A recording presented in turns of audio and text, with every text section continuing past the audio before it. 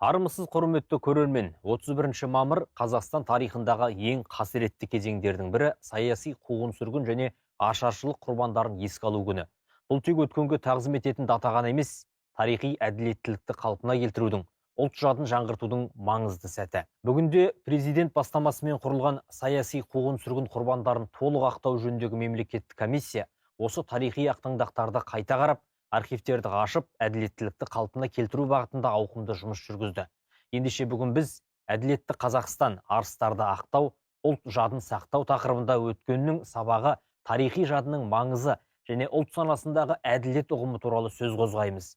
Тақырыпты қаузайтын спикерлерімізбен таныс болыңыздар.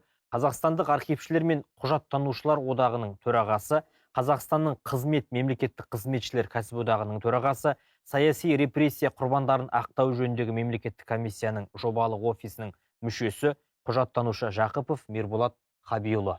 Және де тарих ғылымдарының кандидаты Шоқан Уәлиханов атындағы Тарих және этнология институтының Астана қаласындағы филиалының директоры Сәрсенбина Құралай Қуандыққызы. Құрметті мырзалар, ханымдар, бүгінгі тақырыпты қаузау үшін, бүгінгі тақырыпты тереңінен талдау үшін өздеріңізбен осы студияда кездесіп отырғаныма қуаныштымын. Енді бүгінгі әңгімеміздің әлқиссасы құлақ күйі болсын. Осы алаш азаматтарын ақтау комиссиясының жұмысына өте бір үлкен леп қосқан азаматтың бірі Тұрсын Жұртбай ақсақалымыз мысалға, ол кісінің де осы алаштанушылардың өмірін зерттеудегі жасаған дүниелер өте көп. Мен өзіңіз де сол комиссияның төрағасы болған екенсіз 2000 жылдан бері қарай өткен. Оның барлығы үлкен ұлт үшін жасалып жатқан жұмыстар ғой. Енді Қадыр Мырзалидың бір өлеңі бар, біздің тарих бұлдағы қалың тарих, оқулығы жұқа бірақ тағы деп. Сол жұқа оқулық ұлттың тарихы қалыңдап келе жатқанына, азат санамен қайта жазылып жатқанына біз бүгін ұрпақ өте қатты қуанамыз. Міне соның барлығы көз алдымызда, алақанымызда, оның барлығын енді оқу бізге парыз деп ойлаймын, жас ұрпаққа. Енді бүгінгі тақырыптың саяси салмағы бұл бізді өткеннің қателігінен, өткеннің қатерінен сабақ алу, болашақта ондай қателікке жол бермеу үшін зиялыларымыздың ойлануына бір мүмкіндік деп ойлаймын бүгінгі тақырыпты қозғаудағы. Енді Құралай Қуандыққызы, өзіңізге Тарих және этнология институтының Астана қаласындағы филиалын басқарасыз. Жалпы бұл тақырып ғалымдар арасында қаншалықты талданды? Енді айтып жатырмыз ғой, әлі де біздің жазарымыз, әлі де біздің айтарымыз көп деп Мирболат Хабиұлы айтып отыр. Архивтегі құпия грифтілер алынғалы бері 40 000 құжаттыға біздің қолымыз жетті деп. Ғалымдар осы мүмкіндікті қалай пайдаланып жатыр? Орынды сұрақ. Негізі 2020 жылдың соңына таман мемлекеттік комиссия құрылды. Мирболат Хабиұлы айтып кеткен. Сол комиссия құрылған кезде комиссияның жұмысын сүйемелдеу үшін жобалық кеңсе құрылды. Ең басты сол жобалық кеңсемен қатарлас сәл кейінірек Шоқан Уәлиханов атындағы Тарих және этнология институтының Астана қаласында филиал құрылды. Филиалдың негізгі қызметі саяси қуғын-сүргін құрбандарын толық ақтау жөніндегі комиссияның жұмысына ғылыми тұрғыдан көмектесу, үлес қосу. Енді сол жобалық кеңсенің басшысы, айта кету керек, ол Сабыр Ахметжанұлы Қасымов.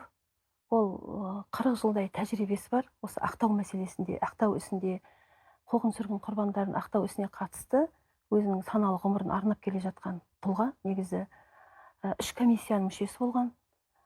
Сол жобалық кеңсенің басшылығымен негізі өңірлерде республика бойынша ауқымды жұмыстар жүргізілді. Осы комиссияның бір ең басты ерекшелігі, өңірлерден комиссиялар ұйымдастырып, бұрын жоғарыдан төмен қарай зерделеніп ақтау мәселесі жүреді ғой. Енді төменнен жоғары қарай басталды. Өңірлер.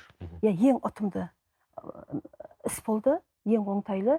Себебі сіздің сұрағыңызға орай жауап бергім келеді. Осылай себебі өңірлерде көптеген ғалымдар, жас зерттеушілер осы комиссия жұмысына араласып, соның нәтижесінде жалпы бүкіл республика бойынша комиссия негізі 240-тан астам ғалым қатысты деп айтады. Негізі 70-тен астам том шығарылды дейді мемлекет комиссия нәтижесі. Бірақ одан да көп, 100-ден аса. Себебі өңірлік комиссиялар көптеген кітаптар шығарды. Бүкіл облыс бойынша ұлттық сананың, тарихи сананың өскені соншалықты, аталарын іздеген адамдардың саны күрт көбейді. Себебі халық құлақтанды. бұрын аталарын саяси қуғын-сүргінге, жалпы қуғын-сүргінге ұшыраған аталарын қайдан іздейтінін білмеген халық әрине көп болды бізде. Сол халыққа құлағдар болып, жетіп, ақпараттық жұмыстар жүргізілді. Сосын жобалық кеңсе әдіснамалық теориялық методологиялық тұрғыдан көптеген ауқымды жұмыстар жүргізді. Себебі кустовой семинарлар дейді. Осы семинарлар тіпті айына бірнеше мәрте өткізілген. Сол өткізілгенде жаңадан категориялар бар ғой, түсініктер. Бізде өкінішке орай әлі күнге дейін кеңестік дейміз, сталиндік, большевиктік биліктің қалыптастырып кеткен түсініктері бар. Сонымен әлі күнге дейін қолданатын ғалымдар жеткілікті негізі. Бір ғана мысал Голощекин кезінде Қазақстанда Кіші Қазан деген арнайы халыққа қарсы зорлық, зомбылыққа негізделген бағдарлама жүргізді. Негізі саясат жүргізді. Оны көбінесе кейбір ғалымдар реформа ретінде қабылдайды. Свет әкелді, халыққа жағдай жасады деп, Шоқай айтқандай, Мұстафа Шоқай 33 жылдарма жасып кеткен шетелде. Айтады, оның свет әкелгені дейді, өндірісті дамытам деп бастамалар дейді. Қаншама миллиондаған халық аштыққа ұшыраған кезде дейді, айтуға да болмайды, салыстыруға да келмейді деген, яғни сондай мазмұнда жазып кеткен шетелде. Сондықтан да мына бізде негізі ғалымдардың көзқарастарына жаңадан методологиялық ұстанымдар енгізілді.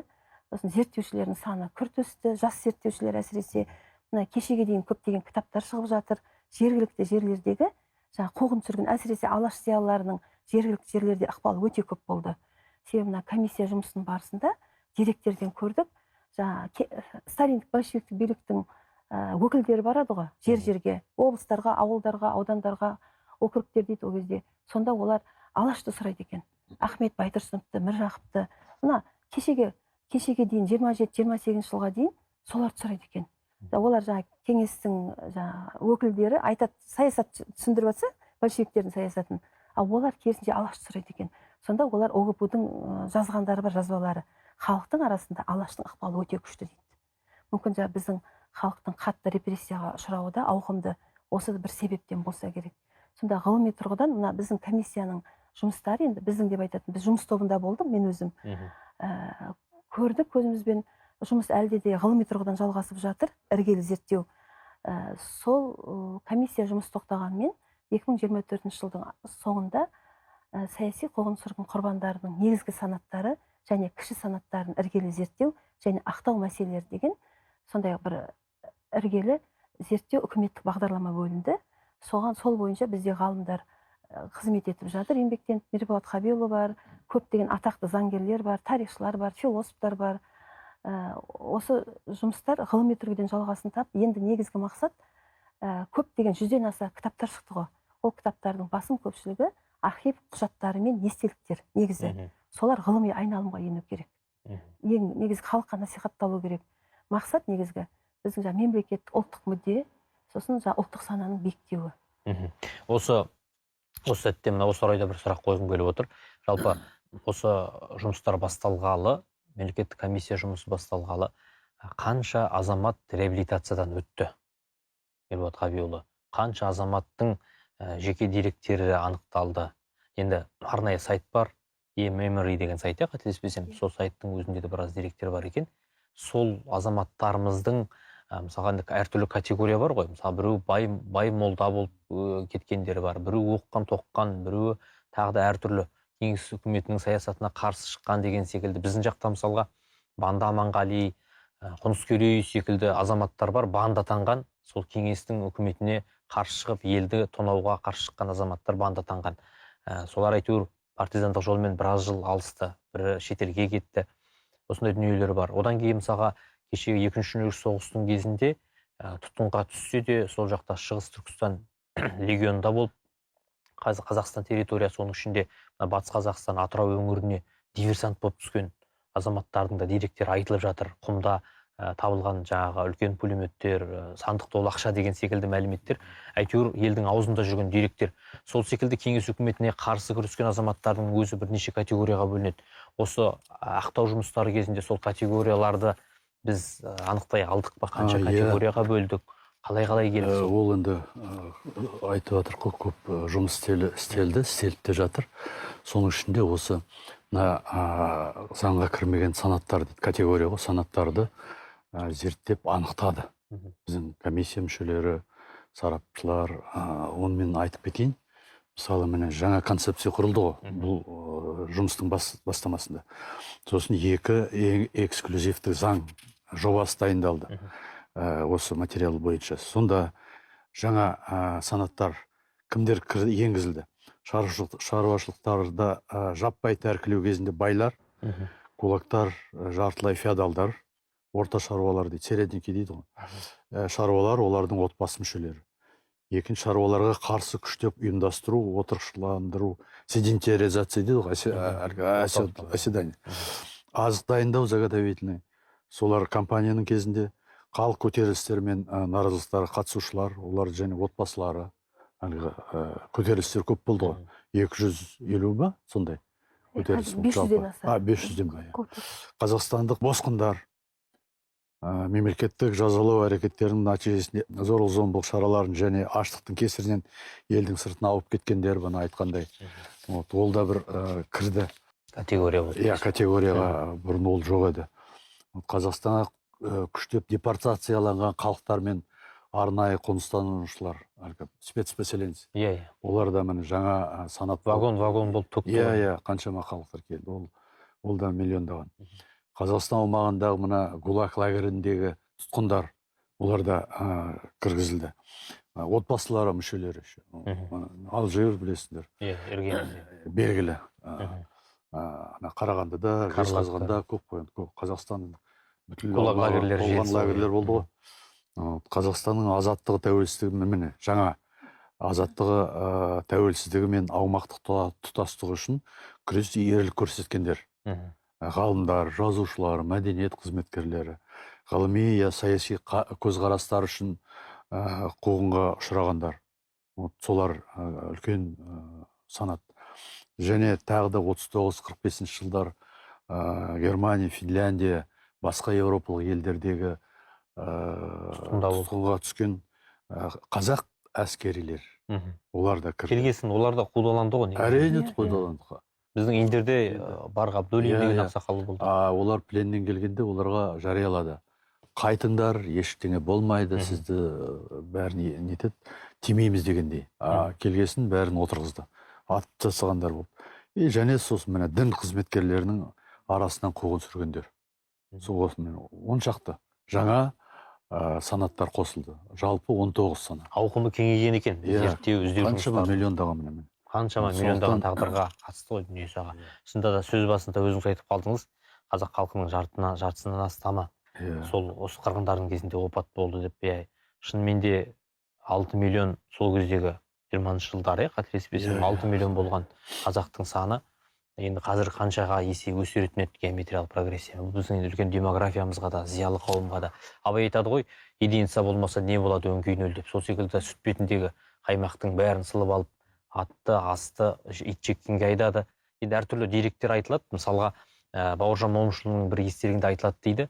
38 жылы қиыр шығыста әскери қызметте жүргенде мен өзін Мағжан деп таныстырған қазақтың ақынымен жолықтым. 2 аптадан кейін келем деп, кішкене кешіңкіреп барып келген кезде ол азаматты сол лагердің басшысы суға кетіп өлді деп айтты. Мен сол Мағжанды құтқара алмадым деген сияқты бір әңгімелер айтылады. Осы әңгімелер енді өзіңіз архивте жүрсіз ғой, қаншалықты рас деп ойлайсыз? Сол кезде біз атылды деп есептеген арыстарымыз көбісі солай тағдыр белгісіз күйде біраз жыл өмір сүру мүмкін бе? Жоқ, ол шынында атылды. Қай жерленген жері белгісіз, мысалы. Ондай көп мыңдаған, 100 мыңдаған біздің құрбандар. Оны жасырды ғой, барлығы құпия. Жұртқа айтқан жоқ, достарына айтқан жоқ, жазған да жоқ. Осындай деп, мысалы. Қанша лагерлерде қанша өлді. Атылуға кеткендер бар, ол тек бер жағында шыққандар, білгендеріміз ғой. Мысалы, Сейфуллин туралы, басқа Байтұрсынов туралы жаңа тек фотографияларын тауып сөйтіп жатыр архивтерден. Енді ең үлкен мәселе, бұл күрделі, бұл құпиясыздандыру. Мысалы, 90-шы жылдары бірталай архив, әсіресе Ресейде ғой, Прибалтика ол жұмысты толығымен құпиясыздандырды. Және барлық әлгі КГБ-ның ішкі істер министрлігі, прокуратура, басқа органдардың материалдарын бәрін бір архивке жинап, мысалы Литваның жақында сөйлестік, хабарласып біздің жиналысқа қатысты. Олар әдейі ерекше мемлекеттік архивте бөлек шығарған. Ол уже ана барлық құпиясыздандырылған, халық барып таныса алады, тума-туыстарын тауып алады, қанша миллиондаған карточка. Бізде әлі сол 2,5 миллиондай құпиясыздандырылды. Ол айту керек, осы комиссияның жұмысының арқасында. Бірақ әлі бүткіл облыстардан жинап бәрін Алматыға барып президент архивіне төкті деп айтуға болады. Мешок-мешокпен. Құпиясыздандырылмаған. Оның ішінде көп. Ол енді тәртіпті бұзылған нәрсе деп айтам. Мен енді құпия саласында бір 40 жылдан аса істедім. Ол енді олар жұмыстың өз кезінде атқармаған. Олар барлығы сол ерекше архив дейміз ғой, спецархив. КГБ-да, МВД барлық жерде өздерінікі болды. Басқа ешкімді жақындатпайды, өздері басқарады. Солар 5 жыл сайын қарап, құпиясыздандырып отыру керек еді. Ол заң бойынша 30 жыл. Қазір 100 жылға кетіп қалды. 90 жыл. Әлі күнге дейін мұны құпия штампысы бар тұр, жақындатпайды туыстарында, қалымдарда да. Солаға негізі бұл заңдық жағынан бір сүйемелдеу қолдау керек секілді, бұған. Заң бәрі бар. Себебі сіз айтып қалдыңыз, жаңа Балтық елдері өзінің тарихына қатысты деректерді құпиясыздандырды ертерек деп. Енді барлығы да кеңес үкіметінің қайын көрген елдері ғой. Олар неге ертерек жасайды, неге біз әлі күнге дейін көп нәрсеге қолымыз жете алмай отыр, сол бір түсінбеу күштілік болып тұр да. Мағанда нағыл дейтін еді. Әлде сол кездегі кісілердің көзі тірі болып, әлде мүмкіндік болмай тұр ма? Ол енді дұрыс қате. Мысалы Ресейде құпиясыздандырылды. 90% деп айтуға болады. Бірақ ФСБ-ның нелердің архивтерінде қалды. Облыстардағы басқармаларында, департаменттерінде. Ал енді біздікілер алдыда бәрін жинап Алматыға апарды. Енді жергілікті облыстағы мына ғалымдар, туыстары іздеп барып қарайын десе Алматыға келу керек. Оған әлгі сұраныс береді, заявка. Ол әлі құпиясыздандырмаған деп оларға айтады, кешіріңіз, болмайды әлі. Күтіңіз. Оларға ведомство аралық комиссия құрылды. Архивтің қызметкерлері бар, басқа органдар бар. Ол енді 700 мыңдай іс. Оны қарап болу үшін осы ғасырдың аяғына дейін созылып жүреді ол. Неге сөйтіп жүрсіңіз деп бізде қаншама айттық та, енді кезінде өзімде соларды куратор болдым. Президент архивін құрғанда жарлығын өзім жасаған. Бірақ қазір басқа кісілер келді. Қаншама үлкен ретінде де айттым, ғалым ретінде де, мына комиссияның мүшелері де, басшылар да. Бірақ сол әлі оны 93-ші жылғы заң бар. Мемлекеттік құпиялар туралы. 99-шы жыл тағы екінші заң шықты. Екі заңда айтылады. Олардың барлығы құпиясыздандыру керек. Комиссия да керек емес, ештеңе керек емес. Олардың енді сескеніп отырғаны кейбір әлгі қалай дейді, әлгі қылмыстық істердің ішінде әлгі өзіңіз айтқандай банды болды, біреуді тонады, біреуді өлтірді. Оны емес, сондайлар. Бірақ ол саяси құрбанға жатпайды олар. Олар чисто уголовный. Олар бізге керек емес. Біздің объект емес дейсіз. Олар және құпияда болмау керек олар. 99-шы жылғы заңда тікелей жазылған. Саяси құрбандарға байланысты істер құпиясыздандыруға болмайды деп. Соған бағынбай отырған. Міне қайда. Осындай бір кеден болды, кедергі неден болды дегенде осындай бір кедергілер бар дейсіз ғой. Енді Құралай Қуандыққызы, өзіңіз жаңа өңірлердің өте көп ауқымда осы істе көмек жасап жатқанын айтып өттіңіз. Өңірдегі тарихшылар, жалпы өңірлерден құралған осы комиссияға қатысты азаматтардың жұмысы. Жалпы сұрайыншы, қай өңірден көптеген өтініштер түсті? Қай өңірдің осы жұмыста белсенділігі жоғары? Қай өңірдің ғалымдары қандай жұмыстар істеп жатыр? Енді сіздерге белгілі оның бәрін көріп отырғаннан кейін осы туралы айтып өтсеңіз. Негізі өте бір күрделі сұрақ, себебі комиссия 3 жыл негізі өте, мен өзім пікірімше зерттеуші ретінде аз, 3 жыл мерзім. Себебі бізде саяси қуғын-сүргін дейміз, жалпы қуғын-сүргіннің ауқымы өте көп. Қуғын-сүргін большевиктер келгеннен басталды, Сталин өлгенге дейін, тіпті 91-ге дейін жалғасқаны белгілі. Кеңес үкіметі себебі бір ғана Алашордадан кеңес үкіметі қатты қорыққан, сескенген бір ғана мысал арнайы архивте жатқан Алашқа қатысты істер өзіміз көрдік, ескіріп қалған. Өте ескірген, күніне бір 20-30 зерттеуші қарағандай. Ол арнайы архивке екінің бірі кіре алмайды. Көп болса бір 5-6 зерттеуші, енді өз пікірім жеке. Сонда ол арнайы құзырлы органдар Совет үкіметі, кеңес үкіметі кезінде 91 жылға дейін тіпті делоларды күн сайын ақтарып, сараптап отырған секілденді зерттеуші ретінде. Себебі мына Алаштан қатты сескенді деп айттық қой. Алаштың әсіресе осы Алашқа қатысты істер, Алашордаға қатысты істер. Енді мына көптеген зерттеулер шықты, жарияланды дедік. Айтқым келгені ең басты өңірлерде егер де комиссия ұзақ жұмыс істегенде мүмкін біз толық сараптау болар ма еді. Бірінші жыл ұйымдастырумен кетті, 20-шы жылдың аяғында құрылды ғой. Екінші жыл сол зерттеушілердің өзіне кейбір, енді айтайық, түсініктерді, кеңестік түсініктер дейміз ғой, сталиндік, большевиктік билік, мысалы бандиттік топ деп Мирболат Хабиұлы дұрыс айтып кетті. Ол ешқандай да бандиттік топ емес. Олар кісі өлтірді деп әлі күнге дейін ақтамай отыр. 1993 жылғы саяси қуғын-сүргін құрбандарын ақтау туралы заңда көп категория еңбек алған. Оның ішінде әсіресе көтеріліске қатысқандар, байлар, діни тұлғалар. Мына бізде комиссияның кезінде ғалымдар, Тұрғанбек Аланиасов деген ғалым бар. Осы Талас Омарбековтен кейінгі осы көтерілістер зерттеп жүрген ғалым. Негізі Талас Омарбеков атақты тарихшы, ол кісінің еңбегі өте зор. Біз көптеген 20-30 жылдар зерттеген кезде өте ғылыми жоғары еңбектер қалдырды, негізі көтерілістерге қатысты. Сонда Аланиасовтың комиссия кезінде Тұрғанбек Аланиасовтың зерттеуінше 500-ден аса көтеріліс пен қарсылықтар болған. Бұл бұрын Талас Омарбеков 372 деп белгілеген. Ол кезде әрине материалға қатысты. Енді ол комиссия жұмысының нәтижесі, бір нәтижесі. Одан кейін Досай Кенжетай, Юлия Шаповал деген танымал зерттеушілер бар. Діни мәселені зерттеді, діни тұлғаларды. Олардың есебінше 150 мыңнан аса адам діни тұрғыдан сауатты діни тұлғалар. Олар репрессия ұшыраған. Оның 100 мыңы мұсылмандар дейді, 50 мыңы басқа ұлт өкілдері, енді басқа діндегілер. Сонда қараңыз, бұл енді бастамасы. Егер де комиссия жұмысы әрі қарай жалғасқанда, одан да ауқымды, яғни тарихи әділеттілік, шындық толық орнар еді.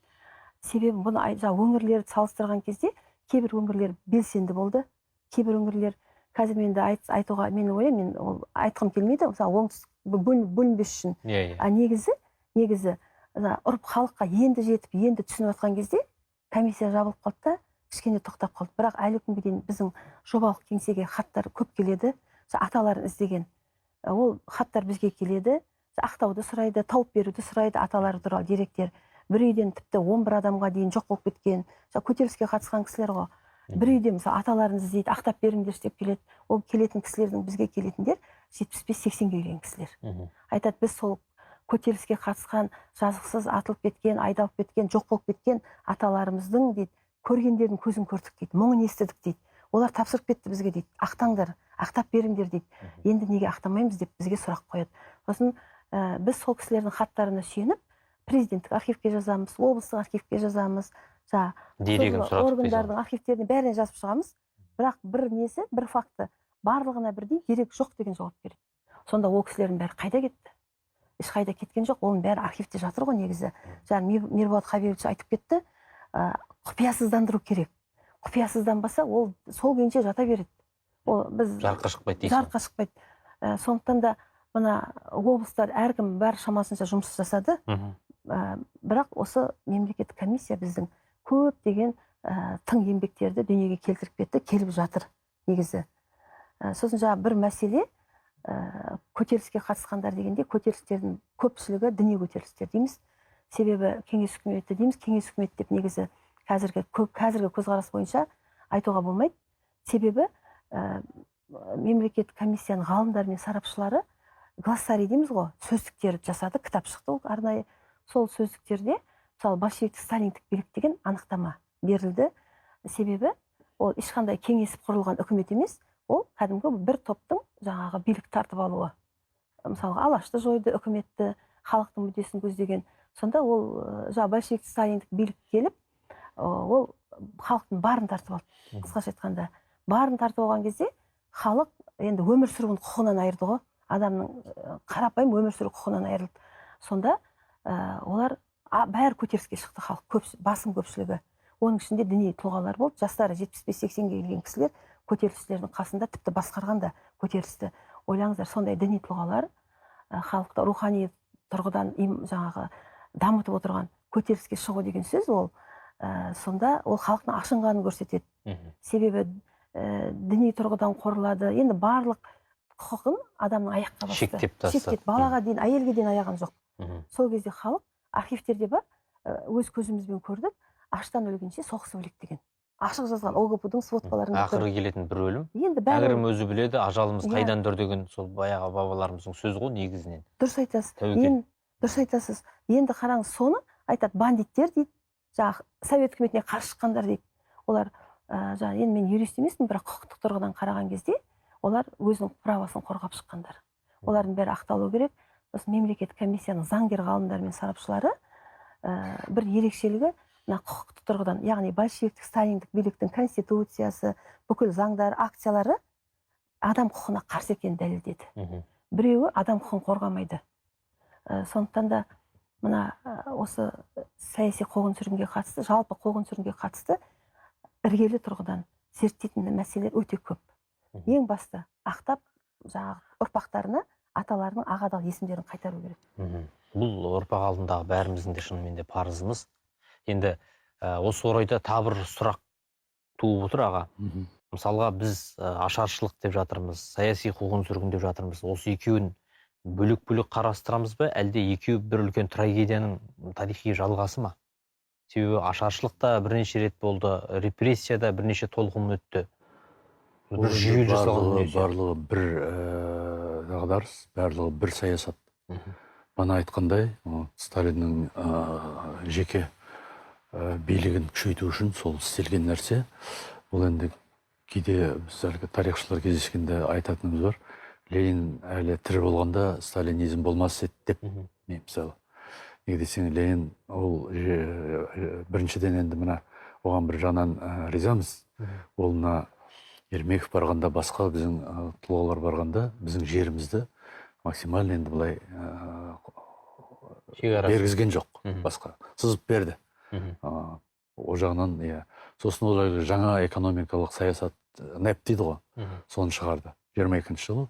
И сол басталып кетті. Ол как раз мына қазіргі мына Китай жасап жатыр, Қытай. Сол саясат қой, примерно. Солай болар еді. Ана кісі келді де, бана айттым, толған. Ол енді оқымаған, Сибирьде жүрген, вообще оқымаған адам. Соның барлығы мына халықтың қасіретін алып келді. Сондықтан аштықтар да басталды, сондай кадрларды жіберді, Голощекин сияқты, Мирзоян сияқты, басқалар мына. Сосын саяси қуғын-сүргіндер басталды. Құрту керек болды. Зиялы қауымды құртты. Неге десеңіз, олар халыққа ақыл үйретеді, олар халықты көтереді, айтады. Сондықтан бірінші соларды бәрін құртты да, қалған халықты аштыққа апарып, қаншама қырылып жатты.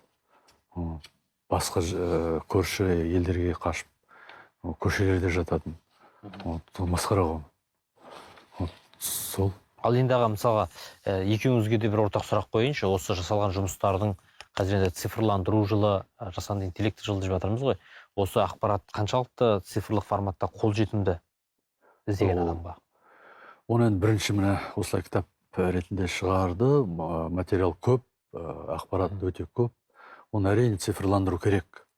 Ол да қаржы, оған да бір мысалы офистық кеңсе керек, штат керек, кісілер айналысу керек, көп оборудование керек, жақсы. Айтишниктер дегендей. Жалпы қазір енді мына кітаптар тек көбісі 1000, 2000, 3000, 5000 шығар. Ол деген миллиондаған шығу керек. Ол қалай? Ол сол цифрлық арқасында мына телефоннан көріп отырсын балаларымыз, жастарымыз, мектептерге жеткізу керек. Бізде қаншама 1000 мектеп бар. Оны қалай жеткіземіз мына кітаптарды? Сосын енді ғылыми түрде емес, былай әлгі оқуға жеңіл, танысуға, білуге жеңіл стильмен жазып беру керек. Жалпы көпшілікке арналған. Балаларға, иә. Неге десеңіз, кезінде осы құрбандар, тірі қалғандар ол туралы айтпайтын, қорқатын. Тіпті осы міне соңғы жылдарға дейін айтпай кетті ғой. Әлі сол мына жерде отыр қорқыныш. Биліктен қорқыныш не. Айтпай кетті, балалар білмейді, немерелері одан сайын білмейді. Соны біз жеткізуіміз керек. Осы бүкіл нағыз ақиқат тарихты. Ол барлығы архивте. Оны құпиясыздандыру керек. Мені қайда бір-біріне байланысып жатқан мәселелер. Қалай қуандыққызы өзіңіз? Цифрландыруға қатысты енді бұл негізгі мәселе, себебі қазіргі ұрпақ мына үлкен кітаптарды шындық айту керек, оқымайды негізі. Шындықты айту керек. Үлкен кітаптардан қорқады десеңізші? Иә, оны түрін көріп, бізде одан да үлкен қылып жасауға болатын еді. Архивте материал көп қой. Иә. Оны біз мүмкіндігінше кітап түрінде шыққанын қаладық. Себебі архивке барып, ол көз майын тауысып, ол зерттеушілердің ішінде де бір кәсіби зерттеушілер болмаса жақсы көретін. Архивте отырудың өзі бір инемен құдық қазғандай сондай жұмыс. Денсаулыққа да зияны бар ғой. Иә, ол енді мына кітаптарды бұл енді біз осы мәселені қолға алу керек негізі. Себебі мына әр оқушының жастық мөлшеріне сәйкес. Мен ойлаймын, ана бірінші класстан да бастау керек, сыныптан деп. Себебі қазіргі балалар сол жаста тез қабылдайды ғой. Себебі біздің қазақта бұрын балаға жас кезінен бесік жырын айтады, сәби кезінен есейгеннен жыр айтады кәдімгі. Батырлар жырын айтқызады ғой. Неге? Біздің қазақта батыр өте көп болған. Себебі ана Ресейдің жазбаларында таңғалады, көтерілістерге қатысты жазбаларда. Қазақтар енді қорықпайды, өлімнен қорықпайды дейді, мылтыққа дейді, мылтыққа ұмтылады дейді, қылышпен дейді.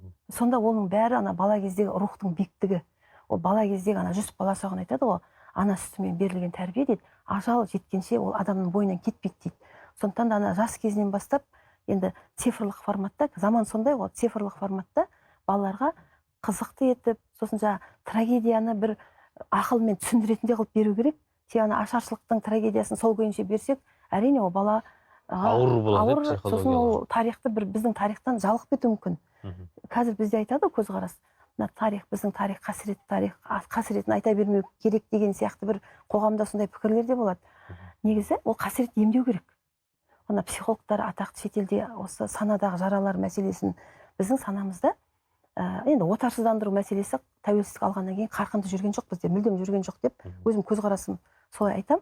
Себебі отарсыздандыру жүрсе, ана бірінші категория термин ұғымдардан басталады ғой. Оның бәрін әркімді өз биігінен тану керек еді, әрбір ұғымның өзінің мәнімен қарау керек еді. Яғни халықта зерттеушілер адаспайтындай қылып, бір арнаға бұрылса дұрыс арнаға кетеді ғой негізгі қалғандары.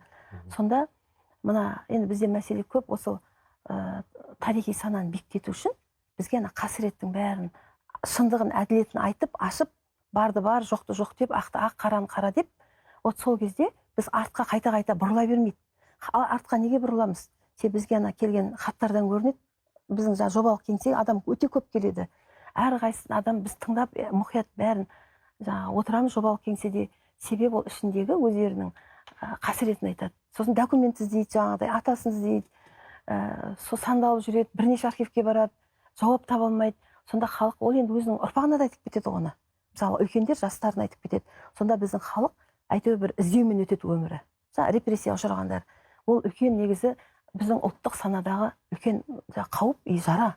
Сондықтан да бұны қасіретті жаңағы толық зерттеп, іргелі зерттеп, аталары табылып, ақталып, онда халық артқа қарай бұрыла бермейді, зерттеушілер де бұрыла бермейді. Осы мәселе. Өте жақсы сұрақ қойдыңыз. Бұл мына мемлекеттік комиссия құрылғанда ең басты бір мақсат нәтижесінде үлкен мемлекеттік бағдарлама жасау. Соның ішінде осы да болу керек еді. Болу керек. Цифрландыру. Сосын мына үлкен президент архивінде орталық құрылды. Материалдарды зерттеу орталығы 20 ғасырдағы саяси қуғын сүргіндердің материалдарын.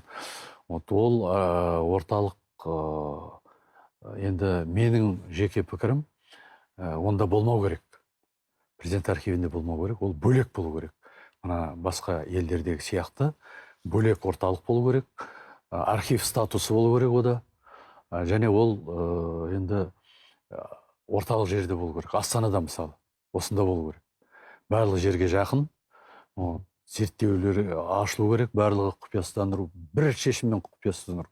Ол керек емес, ана комиссия жылына, олар осы комиссия айттым ғой, тек 700 мыңнан тек 3 мың құпиясыздаған. Ол қазір жұмысы солай жүріп жатыр енді. Ол керек емес комиссия. Ол енді мына білмегендіктен, мен айтарым, қорыққандықтан, неден екенін білмеймін, қорыққандықтан. Неге десе мен айттым, бірнеше комиссия істедік, оны құпиясыздандыру керек, қорықпай, бәрін ашу керек. Сондықтан мына жобалық кеңсенің жұмысы, тіпті үлкен басқа да бір структуралар жасап жалғастыра беру керек. Жұмыс әлі аяқталған жоқ. Ең басты мақсат әлі орындалған жоқ. Ол біздің, қалай дейді, парызымыз, осы біздің буынның. Бұл жерде бізде мына отарлық жүйенің қыспағында болған кеңестік саясаттың құқайын көрген ел ретінде біз өзіміздің сондай бір жүрегіміздегі жара, ұлттың жүрегіндегі жараның бар екенін бірінші мойындауымыз керек. Айтады ғой, адам өзінің ауруын айтса, сосын емделу жолын іздейді деп.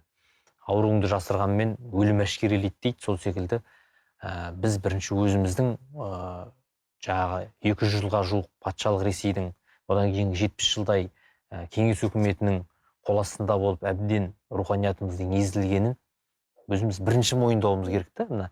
Одан кейін барып реабилитация, қайтадан сол жарақатты жазу жұмыстары басталу керек.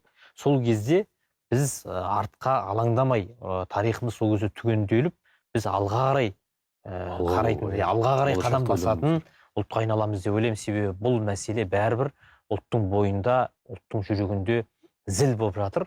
Және сол зіл әрқашан ұлттың алға қарай қарыштап дамуына бір кедергі жасайтын секілді. Психологиялық тұрғыдан. Бұл енді ұрпақтан ұрпаққа тежеп тұрады. Енді Құралай Қуандыққызы, жалпы осы көптеген ақпараттар шығып жатыр ғой, міне зерттеушілерімізге үлкен азық дайындап беріп жатырмыз. Болашақтағы зерттеушілерге қандай керемет. Енді бұл материалдар университет, мектеп бағдарламаларына енгізу үшін тиісті салалық министрліктерге қандай да бір институт атынан ба ұсынымдар берілді ме? Алдағы шығатын оқулықтарға енгізу жайы қалай болады? Негізі енгізіліп жатыр. Енді ақырындап деп айтуға болады. 7 томдыққа мемлекеттік комиссияның нәтижелері, қорытындылары тақырыпқа қатысты енгізілді. Себебі ол 7 томдықта біздің мемлекеттік комиссияда жұмыс жасаған ғалымдар, солар өзінің зерттеген, іргелі қараған тақырыптарын енгізді. Негізі мен білетін өзімнің. Енді біз ойлаймыз, осы жылы біз алдағы уақытта да арнайы ұсыныстарды ұсынамыз. Себебі айтып өткенім, бізде іргелі зерттеу, саяси қуғын-сүргін құрбандарының іргелі санаттары, кіші санаттарын іргелі зерттеу және ақтау мәселелері деген жоба бар. Сол жоба бойынша ең бірінші жыл 2024 жыл 13 том шықты. 13 томда ол арнайы алаш зиялылары, яғни алаш қозғалысы, бұл ренессанс, ұлттық ренессанс ретінде қаралған бірінші томнан басталып, содан екінші том жаңағы Алашорда үкіметі деп, Алаш партиясы жеке-жеке том-том болып шықты. Бұның негізгі мақсат, себебі бізде солай Алаш партиясы деген кітап арнайы болу керек, Алашорда үкімет деген арнайы болу керек, болашақ ұрпақ үшін. Себебі әлі күнге дейін бізде қоғамдық пікірде Алашордаға, алаш зиялыларына қатысты кейде сыңаржақ пікірлер айтылып қалады. Үкімет болған жоқ, мемлекет құрған жоқ дейді. Болды, құрды. Себебі мүмкіншілік әрі қарай болмай қалды. мысалы армиясы болды. дұрыс айтасыз, Иә. армиясы болды, қандай Милициясы болды, иә, комитеттері болды, мысалы қазақ комитеттері. Енді ол басқа мәселе. Сонда сол мақсат үшін кейінгі ұрпақ адаспай, ұялмай айту үшін сондай біз арнайы атаумен томдар дайындадық. Оның бір ерекшелігі облыстардан деректер, мәліметтер кірді. Осын 2025 жылы 10 том дайындадық. Жалпы жобалық кеңсе дейміз. Жобалық кеңсе сол 10 томның ішінде кіші қазан қасіретіне қатысты. Мысалы солтүстік өңірдегі кіші қазан қасіреті, батыс өңірдегі кіші қазан қасіреті деп бұрын соңды ғылыми айналымға енбей қалған облыстардағы деректерді бар мүмкіндігінше қостық. Енді бұл да себеп айтып отырғаным, мектептерге, университеттерге қажетінше халық алады, зерттеушілер алады, студенттер, магистранттар деген сияқты. Енді биылғы жылы тағы да 10 том жоспарда жылдың аяғына дейін. Бұл мәселе де кіші қазан қасіретін енді кейбір аудандар бойынша ашық көрсеткіміз келеді. Мысалы бір ауданды алып, ол аудандардағы бізде мемлекеттік комиссияның ғалымдар мен сарапшылардың зерттеуінше негізгі террор дейміз ғой.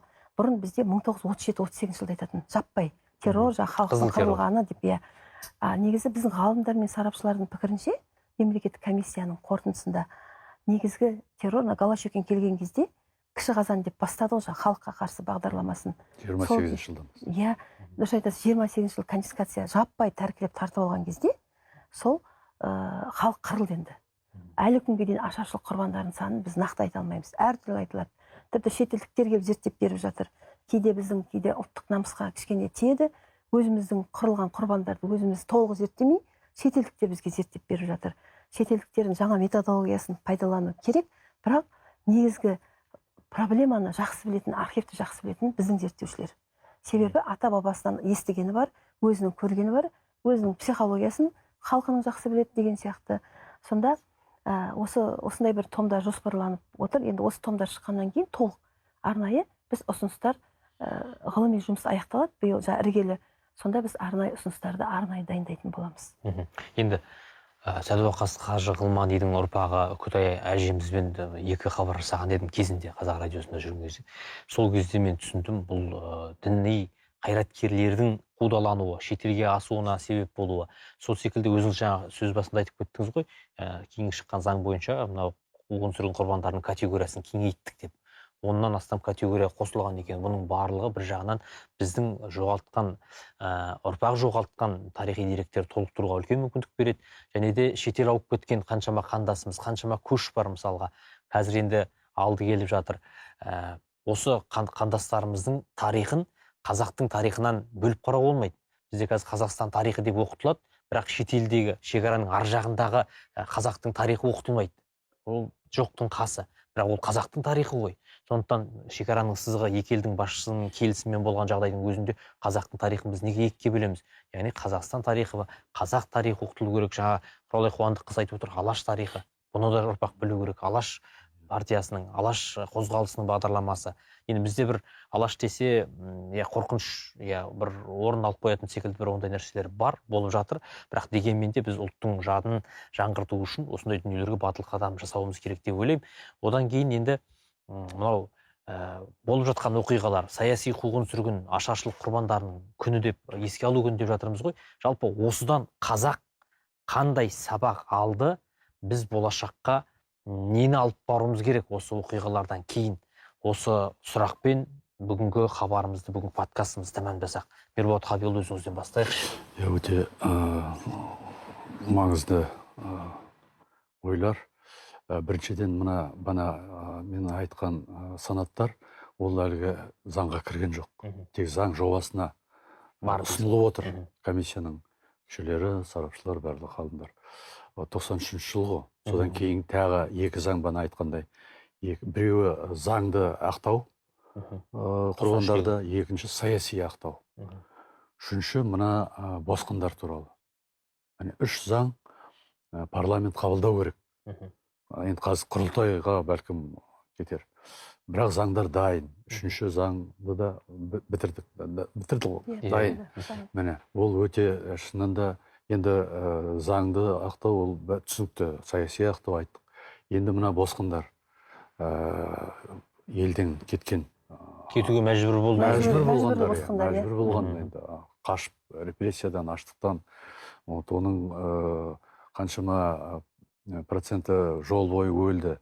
Ана Қытайда атты, мына шекарадан өткенде Жол бойы атты, тоналды. пулеметтен атты, тоналды, атылды.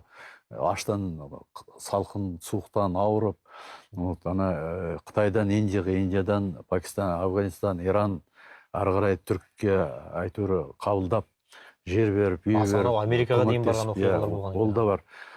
Европадан қашқан.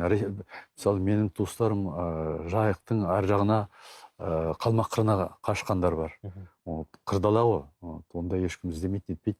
Солай аман қалғандар бар. Мысалы, енді міне солар туралы заң бар дайын. Оның енді үлкен әлгі біз бағдарлама бар ғой, мына қайтару. 1 миллионнан аса қайтты. Ұрпақтары ғой енді, қалған ұрпақтар. Ол бірнеше 5-6 миллион деп жатыр қазір шетелде. Үлкен мәселелер көп әлі алдымызда тұрған. Мемлекет басшылығы оны бәрін ойлап жүрген бұлар. Қазір енді Қасым-Жомарт Кемелұлы өзі дипломат қой. Енді әділетті Қазақстан деп президенттің өзі билікке келгелі айтып келе жатыр. Әділетті Қазақстан ол тарихқа әділетті көзқарас болған кезде, әділеттілікті қалпына келтірген кезде, одан кейін осы әділетті Қазақстан болғаннан кейін жаңа Қазақстанға айналмай ма? Таза Қазақстанға айналмай ма? Сондықтан да сіздерге көп-көп рахмет. Тарих енді өткеннің дерегінен тұрғанымен, бүгін мен болашаққа қызмет ететіні сөзсіз. Арыстарды ақтау бір адамның немесе бір әулеттің мәселесі емес, бұл ұлттың өз тарихымен қайта қауышуы, әділеттіліктің орнауы, тарихи сананың жаңғыруы. Архивтер ашылып, құпия құжаттар жарияланған сайын біз өзіміздің өткенімізді тереңірек түсіне бастаймыз. Әділетті Қазақстан идеясының мәні де осында деп ойлаймын. Бүгінгі әңгімемізге уақыт бөліп ой бөліскен қонақтарымызға алғыс айтамыз. Әрқашан істеген істеріңіз іргелі болсын, ілкімді болсын. Аман жүріңіздер. Рахмет көп. Аман жүріңіздер сіздерде. Ғалымдардың қолын алып мен де қуанып жатырмын. Ал осындай ұлтты сүйіншілейтін күндеріміз көп болсын. Келесі жүздескенше көрермен.